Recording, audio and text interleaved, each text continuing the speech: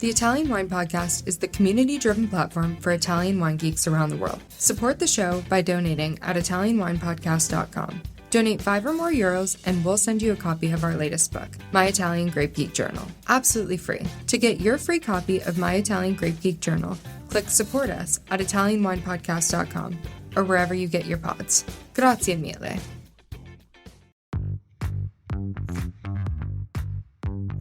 Welcome to this special Italian Wine Podcast broadcast. This episode is a recording off Clubhouse, the popular drop-in audio chat. This Clubhouse session was taken from the Wine Business Club and Italian Wine Club. Listen in as wine lovers and experts alike engage in some great conversation on a range of topics in wine. If you enjoy listening, please consider donating through italianwinepodcast.com. Any amount helps cover equipment, production, and publication costs. And remember to subscribe and rate our show wherever you tune in.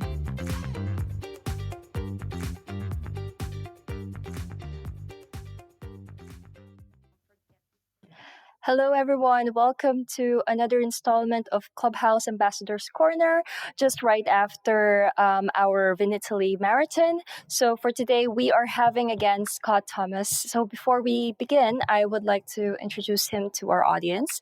He's a wine culturalist, educator, and sommelier with a 20-year career in the wine industry. He's the founder of Grappolo Wine School.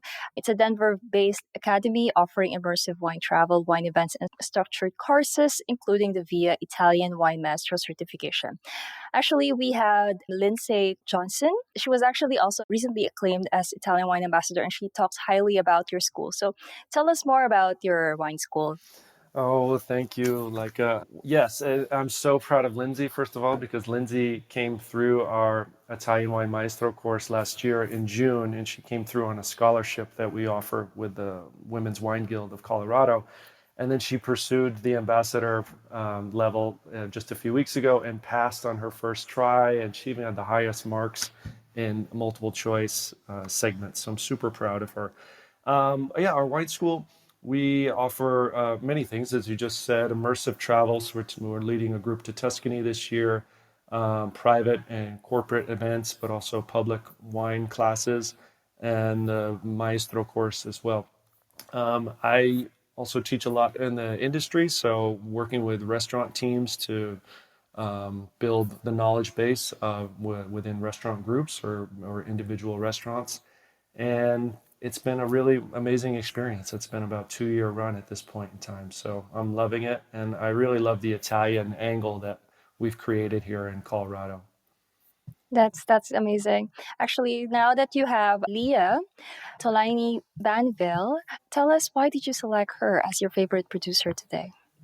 I've been a fan of Tolaini wines for some time now, and I had the fortune to visit the property in January with my wife. And to me, it really solidified why Tolaini stands out as a unique producer in the Chianti Classico region, not only focusing on Sangiovese, but Bordeaux varieties as well. And I love Lia's story. I can't wait for us to hear it. And she'll tell us all about her journey and how she ended up there and what's happening today. Okay. And how did you discover her wines? It was during my time I was living and working in Panzano and Chianti. It was about 5 years ago now.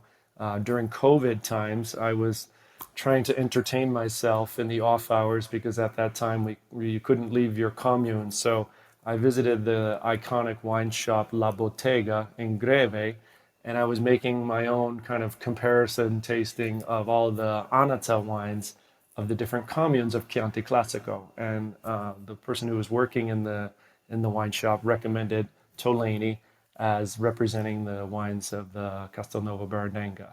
So that's how I was first introduced. And then once I returned back to the United States, one of her employees, let's say, who works for Banville, is a really good friend of mine. So I got more intimate with the wines, and I actually feature them during our Italian Wine Maestro course when I offer the course as well. Okay, so before I leave the floor to you, because we have our Italian wine ambassadors here. So hi everyone, thanks for being here.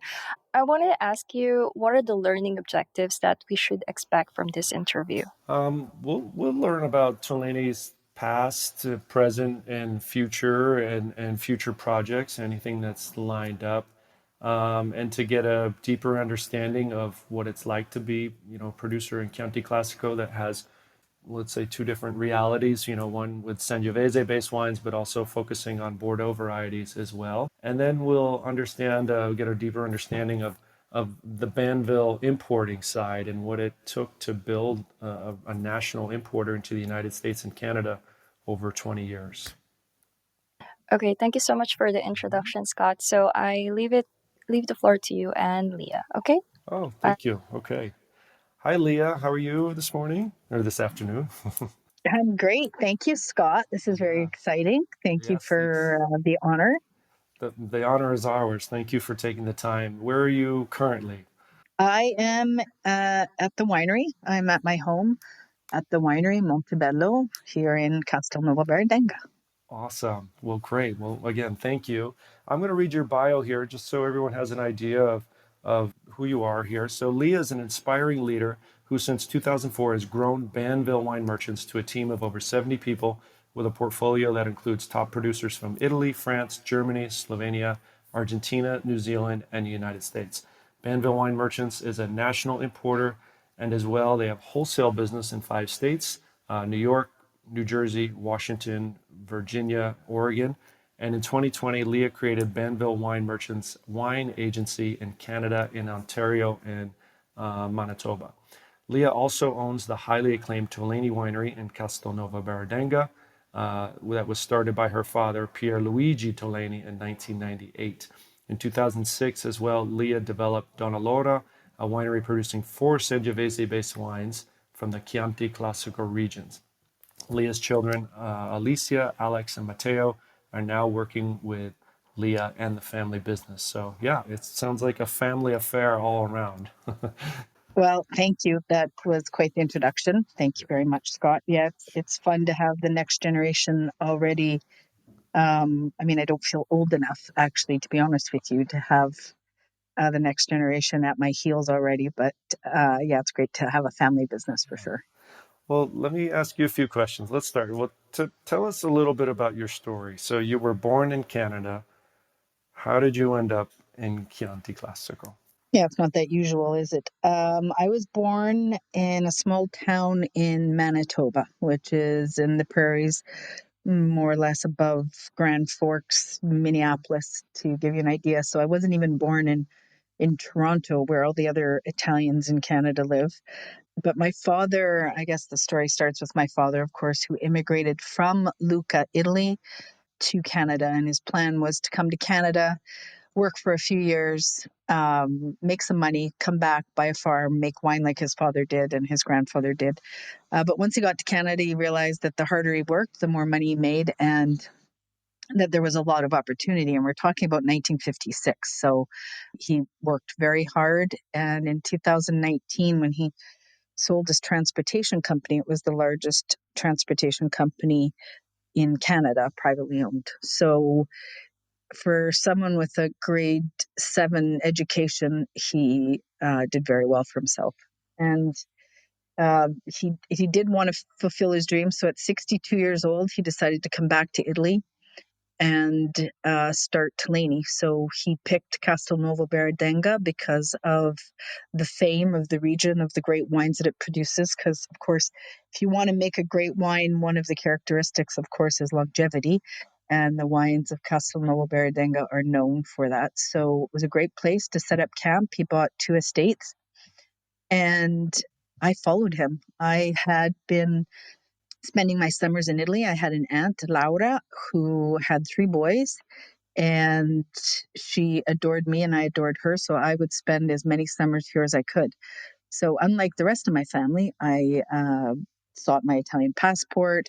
I ended up going to university over here and spent a good part of my life here. So when my dad was doing the winery, I thought I'd hit the jackpot for sure because I had always wanted to live in Italy. So it was great. And here I am. That's an inspiring story of hard work and dedication, and a story that a lot of immigrants share that came to North America during that time period. And my family has a similar past. Not that it created any large companies, but found the American dream, so to speak, or the North American dream. So you currently split your time between Italy and the United States and Canada. Is that true? Yeah, I don't get to Canada that much anymore. So in 2004, when my father started to think about bringing Tolaini wines to market, he realized that it wasn't that easy. And I mean, I think also he just wanted to get me out of his hair. So he came up with this great idea, you should go to America and start an import company. So that's what I did. In 2004, I started Banville Wine Merchants. There was 3 people at the beginning. Now there's 70 of us. So yeah, it's been slowly but surely. It's grown organically. I've had a lot of fun doing this. It's hard to believe that it's been 20 years, but we're celebrating our 20th anniversary this year, which to me is crazy. But that was my real job. And my father, unfortunately, passed away in 2020, early 2020, not because of COVID. So I always helped him here at the winery, and I always followed Tulane, especially since about 2016. So now I have 2 full-time jobs in the wine business, which keeps me busy, but I love it. Wow. Well, I will compliment you and your team on the Banville side. That I think you've developed a portfolio that is absolutely amazing. And the folks that I know and live here work locally, and I've got the fortune to meet Alex last year too. Is you've done a really great job cultivating culture, let's say, and representing some really amazing brands here in the United States. So bravo to you, and celebrating 20 years. It's a huge milestone. I'd love to learn more about Tolaini, and kind of, if you could you paint a picture for us? So where is it located? Was it an existing winery prior to your father's purchasing? I would love to know more about, if there's any geographic features, physical features in and around the terroir, soil, winemaking philosophies, big picture stuff, if you don't mind. Sure, absolutely. So yes, it was actually 2 separate estates when my father bought them. They're side by side. Montebello, which is where the house is, which is up a bit higher, and Valle Nuova, which is next door, which is the other estate. Together, there's 25 hectares here, and he also purchased 25 hectares about 4 kilometers from here, still in the Chianti Classico region. We are, again, in Castelnuovo Beredenga, but we're on the west wing, which now with the new Uga is also known as Vagliali. Italian Wine Podcast, brought to you by Mama Jumbo Shrimp. But, we've chosen to keep Castelnuovo Beredenga as our denomination because, my dad chose to be here. It's been here for 300 years. I'm kind of partial to it. So we are between Pianella and Pievasciata, for those of you who know this area. From here, I can see Montalcino to the south. Just across the valley, I can see Siena, the towers of Siena. It's considered the warmer part of Chianti Classico. It's very, very warm here because lots of sun, little bit of altitude. We're at about 420, 430 meters above sea level, so it's not really low.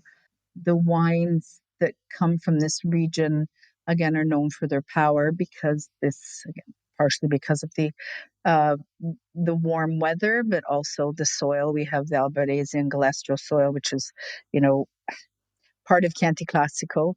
And, I've heard that the wines from this region are very similar to those of Brunello. So that's always an interesting aspect. And if you, like I said, you look out my window, Montalcino's not that far away as the bird flies anyway. So that's where we are geographically. Winemaking wise, there's a long history here. Even though it's 25 years, we've had quite a bit of change in that when my father started in 1998, he was a Bordeaux guy. When he went to Canada and started making some money, he fell in love with wines from Bordeaux, and he wasn't partial to Sangiovese or Chianti Classico, because I think when you leave Italy in the 50s, you're leaving Italy right when probably Chianti Classico wasn't at its best, we can say. So I was the one that was the lover of Chianti Classico, especially of Sangiovese, and he was the big Bordeaux guy. So when he started, his idea of wines were, Bordeaux blends. So he hired Michel Roland, famous winemaker and amazing guy, Andrea Pauletti, for the first phase of this winery up till 2017. Michel was with us, and we focused primarily on Cabernet Merlot blends. We do have 12 hectares of Sangiovese, but I was always the promoter of Sangiovese, and my dad was very quick to dismiss that. He was, again, and I think when you think back to the late 90s, early thousands, we were, some call it the Parker days, these bigger wines, lusher, a little more concentrated. So that was more his style. And in 2008, finally, after several years of begging, he allowed us here at the winery to do a single vineyard 100% Sangiovese, which in 2008 was our Reserva. Montebello Sette, which is today now our Gran Selezione, is 100% Sangiovese single vineyard, and he did it tongue in cheek. When he finally said, yes, go ahead, do the wine, I said, we're only going to make 13,000 bottles. He said, fine, you do that. But if you don't sell them, you're drinking them. So, I mean, I laughed because, of course, we sold out right away. Everybody was talking about the Sangiovese. And I think, it's something the whole world, I'm feeling now it's the time for Sangiovese because people understand it's such a vast terroir. It's such an amazing grape.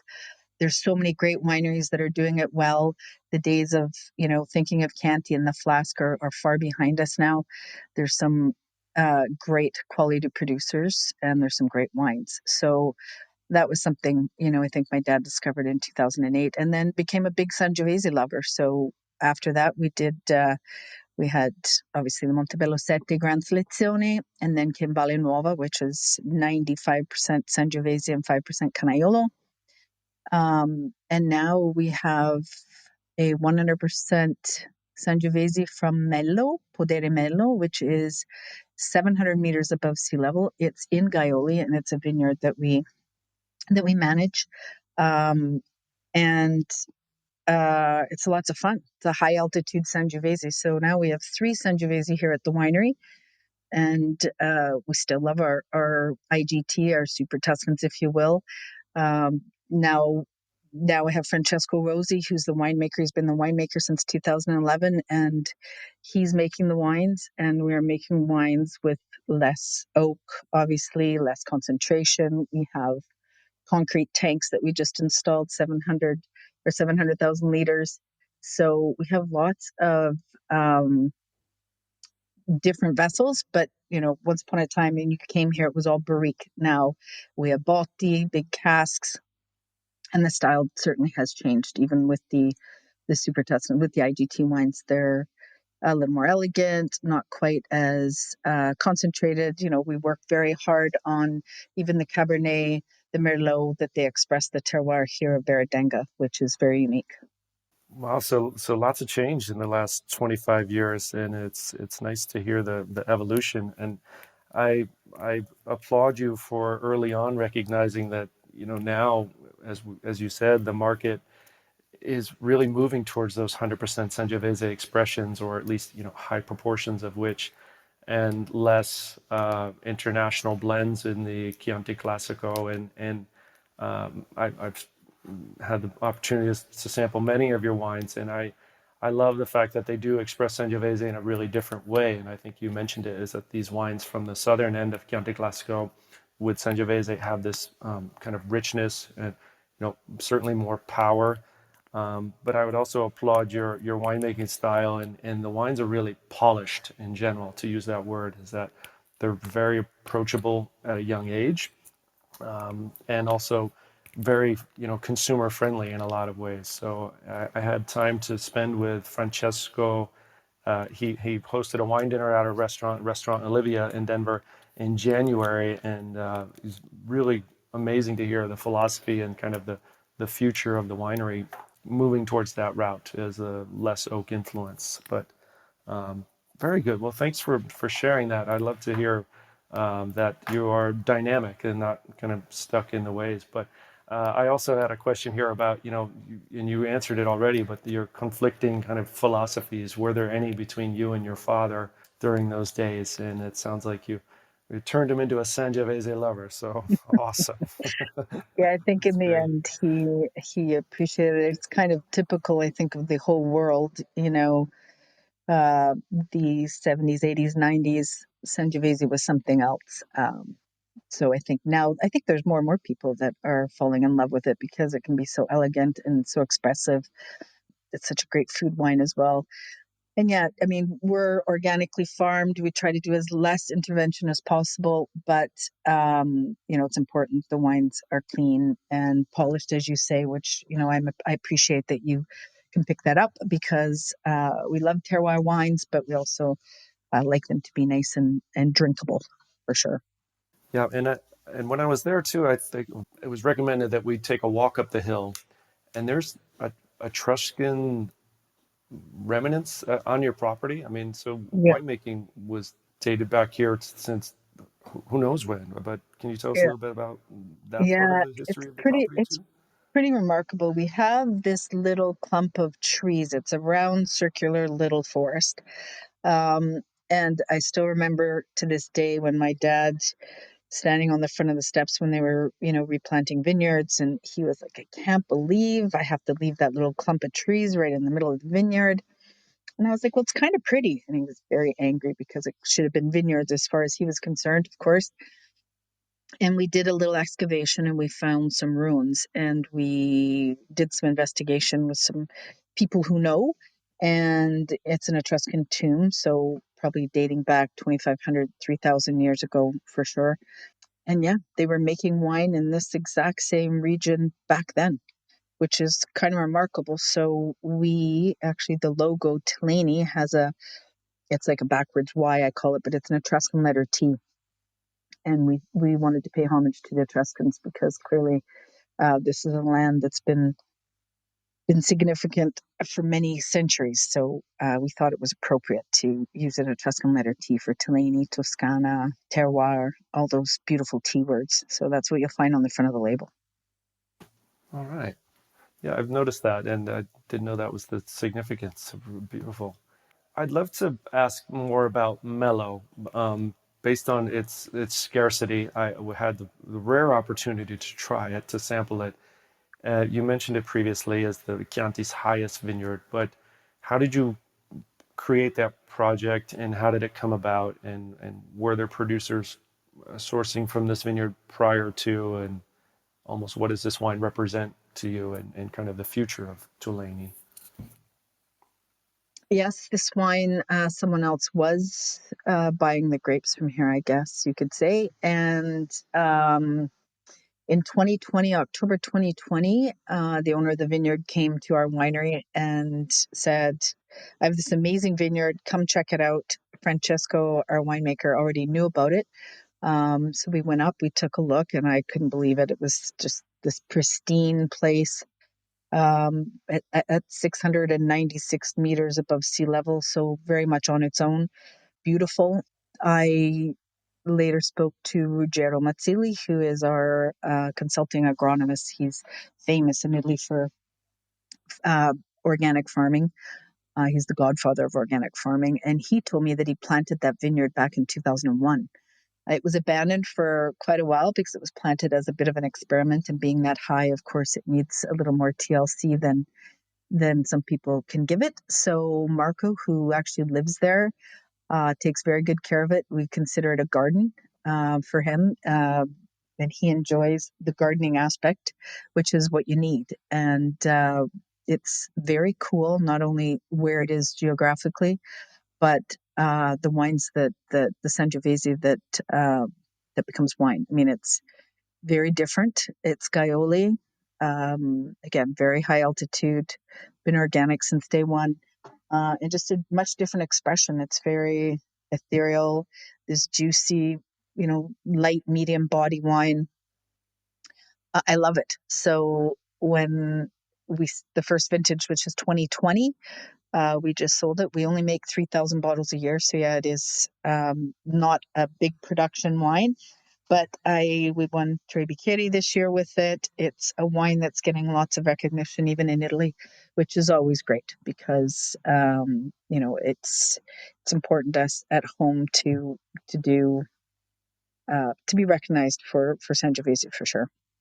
It just sounds like an amazing site. And soils there in Gaiole, I mean, climates. When would you harvest that if we're at almost 700 meters compared to most vineyards maxing out at 500 in the area? Yeah, it's Matigno rock, so it's much different than where we are, which is mostly Albarese here. It's also very high altitude, so our vines have already got quite a bit of green on them, whereas up in Mello, not so much. They're quite a bit behind because, of course, we had nice weather and then it's cooled off substantially. But up there, they're quite behind. So we always harvest anywhere from 2 weeks to a month after. This year will be interesting because it's much cooler spring. But yeah, it's completely different terroir, completely different growing season, much more delayed than here down here, we'll say. Yeah, I recall it being very Pinot Noir like to use an association that maybe the consumers could understand, but the elegance of it, I mean, tannin evident, but just really silky and juicy. I think I love that word. And I appreciate that wine quite a bit. I wish almost there was more of it, but uh, yes. Well, when you come back to visit, I think you're coming back soon. I'll have some here for you. So, Okay. That's a deal. how's that? Perfect. Good Great. stuff. Good stuff. Thank Yeah, you. if you can appreciate it, that's great. And now we've got to get some out to Denver. I'm not sure if we have a lot out in Colorado, but we do want to make sure that we get it to everybody that appreciates it because it's a very unique wine for sure. Right. Well, thank you. I would happily accept that offer for sure. Thank you. Now, Great. I I have a few more questions in general. So, you are non-native Italian, and you're female-led winery in Chianti Classico, and I'm just curious, you know, has there been any challenges or resistance, in general? I'm not suggesting that there would be, but I'm just curious, as being Oh yeah, no. someone from another country, and obviously you're fluent in the language, but culturally and someone from the outside, I mean, what's your experience been like? Yeah, no, I'll always be an outsider. It won't matter how well you speak Italian or how much time I've spent here. And even my dad, when he came back here, uh, his Italian had a bit of an American accent, North American accent. So, um, yeah, I think there's enough people now that are foreigners that are coming to Italy that are Italian, not Italian, have no connection. So Chianti Classico is becoming much more diverse in that sense. But I think at the beginning when we first came back, for sure, it was like, what is this? What is this Canadian guy doing here? And I remember laughing, thinking, okay, well, in Canada they call him an Italian, and here you're calling him a Canadian. So it was kind of funny. But I grew up. My dad was a very traditional, we'll say, old world style. When I was a kid, don't date boys till you're 25, stuff like that. So he was, bless his soul, very old world, and I grew up with that. So I never really noticed if, and I know for sure there were people that because I was a woman wouldn't take me too seriously. Absolutely for sure. But none of it ever bothered me, just upwards and onwards. Whenever you came across a producer that maybe you're proposing being imported, and you could tell that they were like, yeah, this isn't going to happen because you're a woman and you possibly don't know what you're doing. You get that vibe, but nobody would ever say that. But I mean, I just upwards and onwards, never let it bother me. And, you put one foot in front of the other and keep working, believe in what you do. And, any challenges just become obstacles to overcome and move forward. And that was definitely my dad's philosophy in life was there are no obstacles. There's just challenges and you deal with it. And, that's how you move forward. And I mean, today you're well respected. You're in the world of wine, not in the United States, Italy as well, and many other countries. So I give you a lot of credit for working through that if there were challenges. But I Thank mean, you.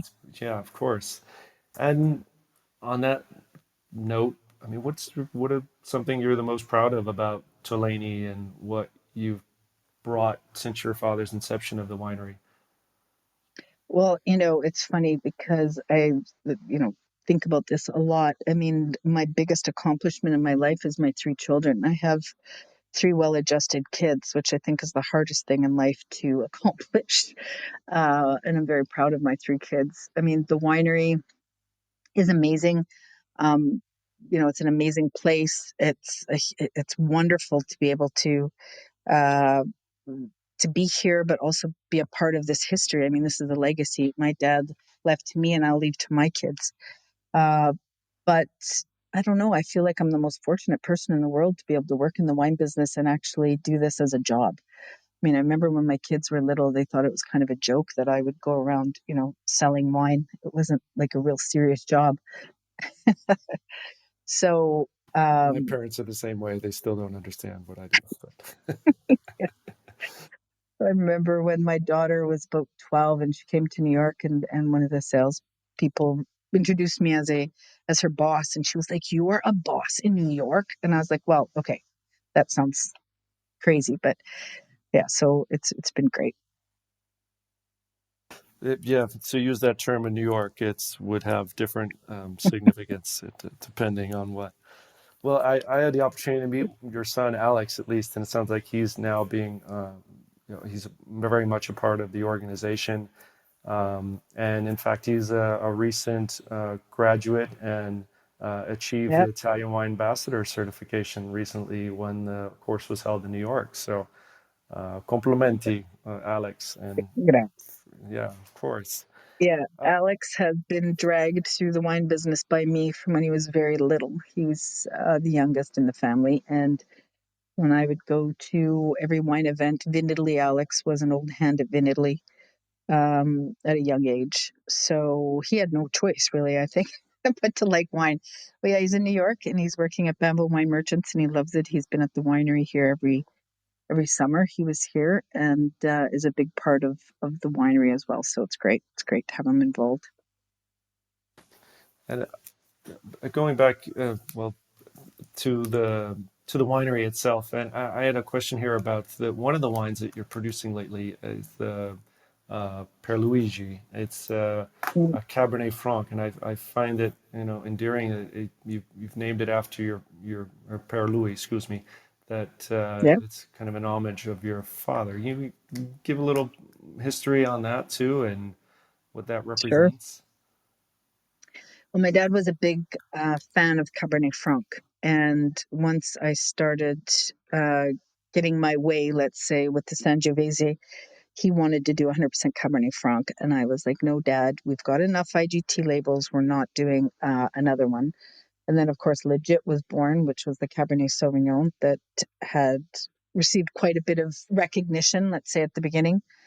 Um, and I felt terrible. So I promised him that with the 2018 vintage, because the Cabernet Franc in 2018 was remarkable, that we would do a wine dedicated to him. And as I said, he passed away in 2020. So he did get to taste it. He saw the project and was very excited about it. Obviously, he was very happy. And after he passed away, I found in some of his stuff, I found a poem that Dario Cecchini had gifted my dad. It was written by Miriam Serni Casalini. Um, and in March 2003, Dario Cecchini had gifted it to my dad. And it's a story of his life in poem. So it's actually in the box. I just shrunk it down. And it's the original handwritten in Italian, and then there's a QR code, so it's in English as well. So everybody can enjoy the poem. It's not long, but it sums up nicely my dad. So it's fitting. And Pierre Luigi was his name, but everybody called him Louis. So Pierre Louis is for him, but Louis also means obviously short for Luigi. So for Louis. So this is the wine. We're releasing the second vintage, which is the 2020 Cabernet Franc. That's really special, and it's special that he got to see that project to fruition also. And And we all know if you've met Dario, what a character, and he makes a lasting impression no matter what. Absolutely. He's a wonderful guy. Yes, indeed. Yeah. Well, I'd like to shift a little bit of the conversation to the other hat that you wear. In many ways, is what many people, I would say, associate your name with, but is your import business that you have here in North America, Banville Wine Merchants. Can you hinted towards it earlier, but its inception to kind of where you are now. Um, I think this is again another story of just putting your head down and grinding it out and achieving new heights. So, can you give us a little backstory on that and the 20-year history of where you are from then to now? Sure. So 2004, when I made my debut, let's say in the United States, in Boston, we had bought a small defunct little importer. And well, I didn't know what I was doing, and I learned quickly what not to do. There was one person in the office, and I still remember the first day I went to Cantina Terlano, and everybody was telling me, "Oh, you'll love these wines; they can age forever." And I was, you think in 2004, aging white wines wasn't exactly something that went hand in hand. So I was very skeptical, thinking, "Wow, maybe I know nothing about the wine business." Um, and then I went to see Cantina Terlano, and it literally became my raison d'être. And I was just blown away by the winery, the wines, the people, and it really honestly gave me this reason, this motivation. So that's what we started. I started with Cantina Ternano, the Frina family from Valpolicella, which again another amazing winery, Copertino from Puglia, Menabrea beer. And I fell in love with these four and started, and put one foot in front of the other. And like I said, I learned quickly, not even quickly, what not to do. It was amazing having my father as well, because being just a smart businessman, although we fought all the time and I quit I don't know how many times and he fired me I don't know how many times, but in the end, it was a great collaboration. And I've had many amazing people working with me. I have a team today that is second to none. I believe in hiring people that are smarter than me. That's what my dad taught me, and I believe in it. Um, so Simone Lucchetti is the president. He was at Tolaini for 10 years, and then came to New York and has been there. Sorry, he was at Tolaini for 2 years, and then he came to New York, and he's been with us for more than 10 years now. And he's the president of the company, does an amazing job, and we have an amazing team. And I I don't have to. I always say I don't have to work that hard, because having such an amazing team. My job is more keeping the vision and making sure everybody shares that vision with me, believes that we can get to where we want to go. We've grown a lot the last 5 or 6 years, and we have big plans for more growth. And we're all super excited. We all love working together. It's an amazing team. And again, I feel like the most fortunate person in the world to have such amazing people, so capable, and we enjoy our job, which is a big deal. Absolutely. And I like I said before, I feel everyone that I've met within your organization, there's a really strong sense of culture and leadership, and everyone shares those same values. And I think what I appreciate is that it was the attention to the producers that you're representing here, and giving them voice and opportunity to grow in this market. So um, I feel, and it's always any organization that I've worked for from the top down. So your leadership certainly is compliments to you. And I'll also say that I had the fortune to join you for that one day at Terlano last year, while you were on your tour with your That's U.S. great. distributors, and I see how you could fall in love with that, and the wines we that we got to taste, especially the rare, with Klaus, and just the explanation of this territory, and it's something very, very special. So that's hats off to you to bring these wines to the United States. I mean, were you the first, or did they change an importer at that time in 2004 to come to you? Yeah, they were part of this importer that I had purchased. So there was several wineries, and I chose 4 to carry on with. And Turlano was one of them, of course.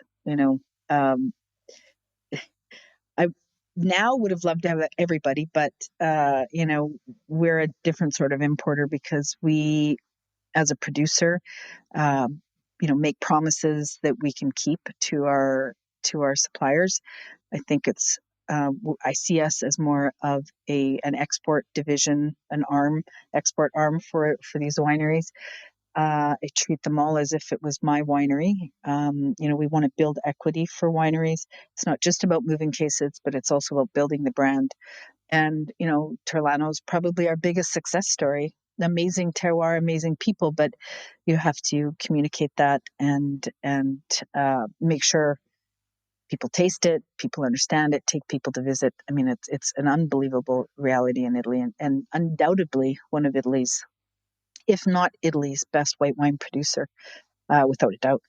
So, it's also picking these great wines or finding wines of great quality with an amazing story, amazing terroir, and making it, a full package. So we are very selective because we want to make sure that whatever we bring to market has all of that. And authenticity is the big word, because these are all family owned wineries. Turlano has 100 members that are grape growers.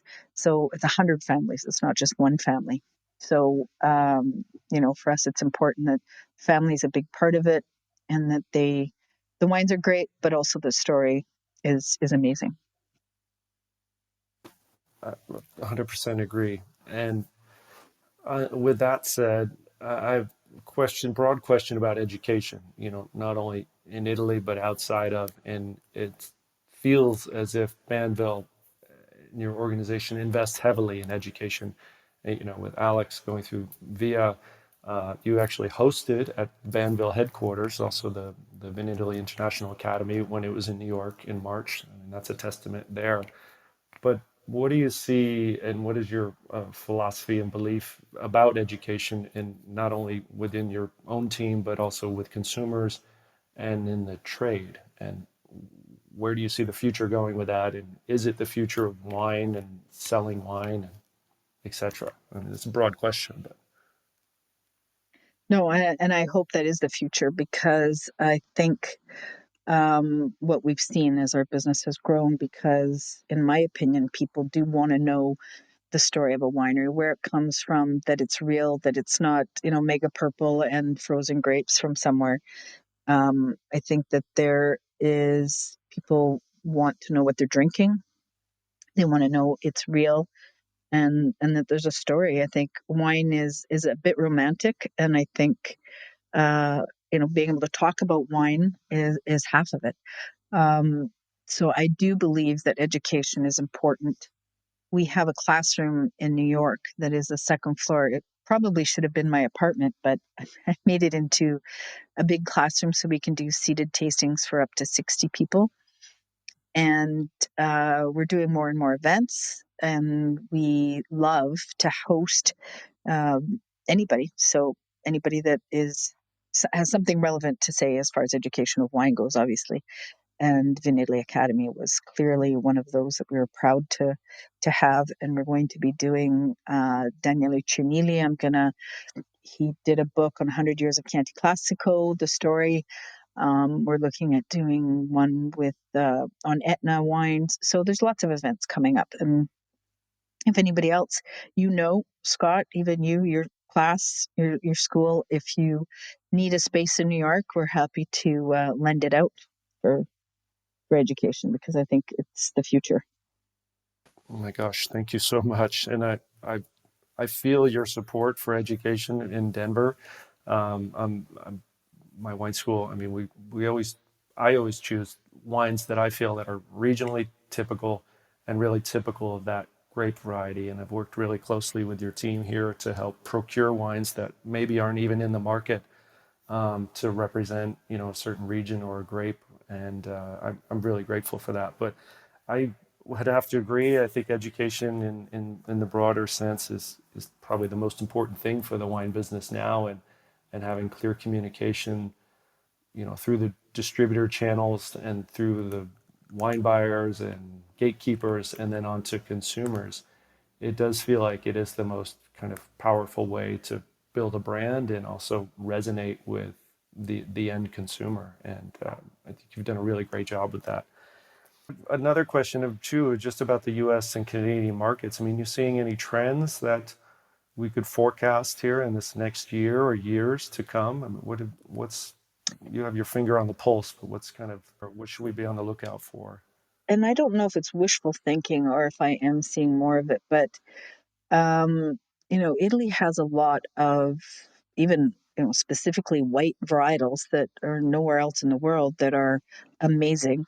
Um, and I really feel like the white wines of Italy are becoming more and more interesting to people. Quality, price point, they're interesting. Chardonnay is great, Pinot Grigio is great, but there are so many other things out there that are interesting, and people are discovering. The Falenghina, they're discovering the Catarato, uh, Timorasso, whatever. There's just so much that Italy offers, and the same thing for red wines. I believe uh, France, yes, they're one of the largest exporters into the United States, and they always will be. But Italy, quality price point wise, I think hands down is being appreciated more and more, and the quality of the wines is increasing. So that's, I think, only going to compound and keep taking Italy forward and to the forefront of consumers, for consumers in the United States and Canada. So you probably look at a lot more numbers than I do, but so you're seeing that Italian white categories are growing, and at least from my perspective, I mean, it does add a lot more opportunity for conversations, organic conversations about native grapes, about regionally specific grapes and wines. But Italy's hot right now. I mean, I'd say 1 in 10 people that I speak to, whether consumers or trade, is like, oh, I've got a trip to Italy in the next month or two, or within this year at some point. And it continues, at least from my perspective, to be growing at a very rapid rate. Could you confirm those numbers? Yeah, no, I agree. I agree. I just went to Rome this last weekend, and I hadn't been there for a few years, and I honestly could not believe the number of people that are there. But Italy, our food, our culture, the art, the history, everything, and the people are pretty cool too. And then you add the wine, I think it's a great destination. But yeah, tourism in Italy is definitely up. We started our hospitality here at Tolaini. Our winery is open, and in 2015 we were the only ones with our winery open during the day, and now it's a thing in Italy. Hospitality at wineries, most wineries are open and allow visitors, which is a testament to the need. So clearly, um, there's more people traveling, and for wine specifically, which is cool. Yeah, and your staff is amazing, by the way, extremely hospitality driven, and I appreciate that. And so, does that mean that? Well, I had two questions. One, I'm going back to the white grapes. Do you have any white grapes in the horizon for Tolaini? One, and then two, considering tourism, do you keep your doors open? Is there appointment necessary? Can anyone just pop in? I mean, that's not necessarily the norm in Italy, especially as you get off the beaten Yeah, path. yeah, no, you can pop in anytime. You can pop in. We're open 7 a.m. till, or sorry, 11 a.m. till 7 p.m. every day, 7 days a week. In the wintertime, we're not open on weekends. And as for white wine, I can tell you that my father had planted some Chardonnay. And, when you compare the Chardonnay that we could grow here and the cost of growing a little bit of Chardonnay and to drinking Chardonnay from Trelano, it just didn't make sense. So the Chardonnay didn't last very long here. We won't be producing any white wines here. Again, when you go to Alto Adige, even Southern Italy. We have San Salvatore in our portfolio, which some great white wines from Campania. So it's really hard. And we have Pala from Sardinia, again, great Vermentino, Luni from Liguria, those great white wines. So I'm just going to drink, the other regions that do it very well. That's perfect. And we're getting into that season, so absolutely crack more of the white varietals from all over north to south. And I agree with you. Those that you mentioned are always on my daily drinking list, I would have to say. So let me ask you a little bit. Then we're going back to Tuscany, and we'll talk more about tourism and just the culture of this area. I mean, you are on the very far end of southern end, let's say, of Chianti Classico. If someone makes the tour there, and what I would guess, what is your favorite place to eat in that region, or must eat and or must do in Chianti in general, or Chianti Classico, or even outside of the zone? Well, I mean, we're 11 kilometers from Siena. So, Siena is a jewel of a town. I went to university in Florence. So, you know, um, Florence is unbeatable, of course, but Siena is such an amazing town with, Le Logge restaurant, which is one of my favorites, which is, right near Piazza del Campo. Siena itself, because it's so close, is again where I gravitate to. Chianti Classico region, there's lots of great little restaurants. Castelnuovo Beredenga, there's a new restaurant that opened, Antonio Max. And there's L'Asinello restaurant in Sesta, Villa Sesta, and there's quite a few. Taverna di Vagliali is a favorite. I was just there the other night. That's the great thing about Italy. You know, it's hard to find a bad restaurant, especially in Chianti Classico region. So it's great. I never eat at home, ever. Well, then I'd have to cook. Well, I believe you have a hunter on staff, right? I mean, you could eat really well if you were at home also, I'm guessing.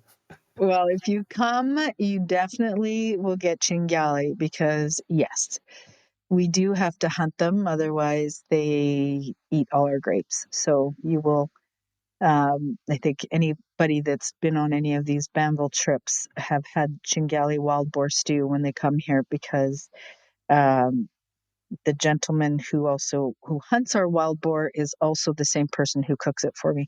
And he's very talented, which is great. It's great. Yeah, wild boar. I think in Tuscany, it's a thing. It's very good, and well, there's an abundance of it. So, It's conservation in a way, I would say. And so then leading into that, then what's your kind of favorite food and wine pairing classic Tuscan? I mean, does it include cinghiale, and what would you pair with that? oh yeah, cinghiali. I mean, the wild stew. It's also why we love to serve it is because it goes so well with all the wines. Everything from the Cabernet, Sangiovese is great. Obviously, all kinds of pasta dishes with ragu di cinghiale or, pasta with just regular ragu. Again, you've got every one of the wines in the list are great. Bistecca Fiorentina, which is something that we have around here often, is typical. So, pasta, whenever there's tomatoes, flour, water, we'll call it pasta, and cheese together, it's a perfect accompaniment to Sangiovese firstly, and then everything else that we produce. And I mean, I just had breakfast, but I'm hungry already. Um, so then a couple more questions. Then I'm switching gears again. I'm have been pulling corks, let's say, for 20 years. But if someone is new to the industry and wants to get into the wine business, let's say, and what would you recommend for someone new to study and or to do or to be able to find a mentor or anything like that? Because I think that information is really valuable for people who are eager to learn more about this business and the fact that it is a business and it represents so much to so many people. And because you wear multiple hats, not only as a producer, but also as a importer and distributor, any advice for someone young in the industry? Yeah, no, I think, you know what, it's a growing business, and we are always looking for talented people, whether it be in sales, whether it be in the office. And yeah, wine isn't always taken that seriously. I think liquor business in general. And obviously the best way to start is taking classes. I'm sure you see that in the school that you have, or taking the WSET level 1 and 2 is a great way to start. I always feel like most people come from restaurants, and that's where, like you said, you start as the busboy or whatever, and then you get into the wine or the spirits or the cocktail part of it, and it goes from there. But I think starting with some classes and then looking into it, it's a real job, and it's a fun job. Uh, but yeah, it's a real business. So we're always looking for people, and it's not easy to find people, um, especially younger people. I've noticed in Italy, we have a few people that have come from Italy that are working for Banville in New York, which is great because being that we have Italian wines, it's great to be able to bring in people from Italy. And I'm interviewing someone tomorrow as well. So yeah, younger people, I think across the board, across the world, should look at getting into the wine business. I think it's not only fun, but it is actually a real business. It is very fun. There are a lot of perks, especially if you get to travel. But the business side of it is quite intriguing. And my own personal journey, my parents owned a family restaurant. And so that was exactly how I progressed from restaurants to, curiosity, to learning more about wine, to my first wine certification, which is through the Society of Wine Educators, and then getting more into the wine team and sommelier. But then distribution and sales is its own beast. You still have your foot in the door of a restaurant, but you also have a greater responsibility. But gosh, I would say that too, is that if you're in distribution and sales, it's difficult work, but also beautiful work, and it's humbling in a lot of ways. But anyway, that's just my experience.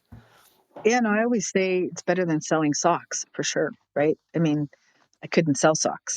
Wine is, you get to talk about amazing countries, like you said. It's not only wine; it's a whole culture. So I think that's what separates it. It makes it very convivial and interesting.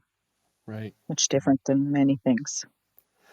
Better than selling socks. We'll end it there. So, Lia, I just want to thank you for taking the time with us and sharing your story and your dual realities, let's say, between Italy and North America, and your inspiration, I think, to many who would follow their dreams, and your father as well, inspiration for following his dreams and hard work and dedication.